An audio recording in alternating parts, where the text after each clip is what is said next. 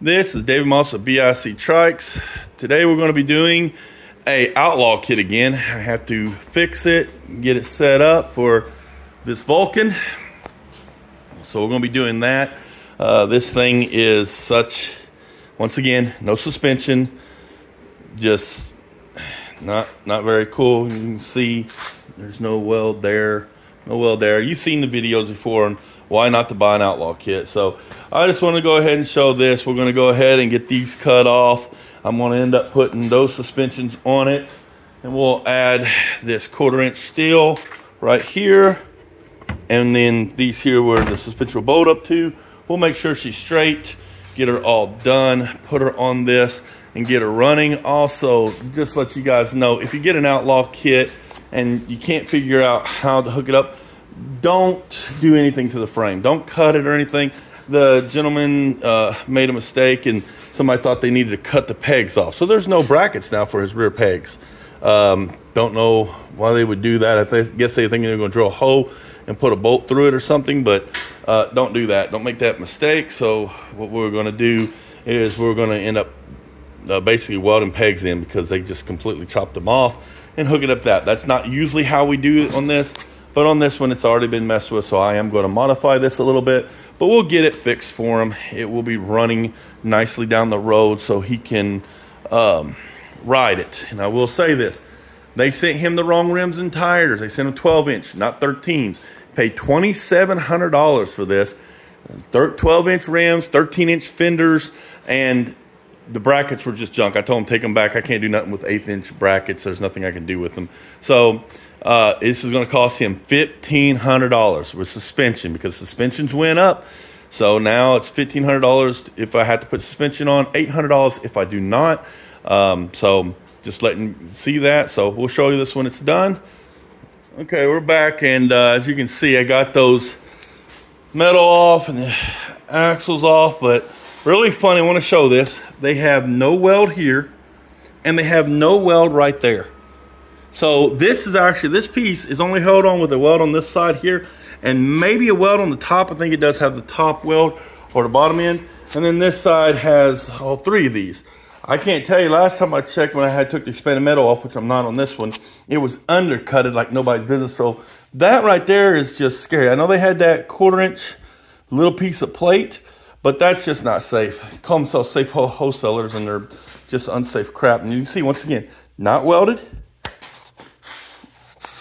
and no weld. None. Bunch of holes in the frame for no reason.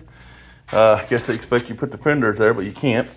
Yeah, it's just something else. So this is where we're at. I'm about to go ahead and build the axle plates for it, and then after I get done with that, we'll show you what it looks like. But once again, I just want to show you, this is the process we have to go through when we have to do a safer wholesales job. Luckily, I didn't have to get underneath this expanded metal. The last frame, I had to take the expanded metal off, which was a pain, and oh, it was upsetting when I seen the welds underneath there. So we'll come back and show you where we're at as I progress on. Okay, here we are after I, of course, cut off the metal off like I showed you before. Now I've added metal to it, right? And then we put this on there. So we added metal right there. We added that square piece. We used our existing one. We put this here. This is where the suspension is going to go. It's all said and done, and you can see. And that's what the welds are supposed to look like. That looks beautiful. That does not. That's just awful. But nevertheless, so now we're going to go ahead and get the suspension on it, get it up on the rack with the bike, and start bracketing it out, and we'll show you as we go along with that. Okay, here we are with the 2002 Vulcan, the outlaw kit that we had to fix. And as I showed you before, it doesn't come with suspensions. We rebuilt it, cost them $1,500. I want to say this. You can get a DIY kit with the suspension shipped to you for $1,200 plus shipping, and you get a better setup than this. This cost him $2,700, and then he had to pay me $1,500 to fix it. So don't buy an outlaw kit. They are junk, but we will show the work we did.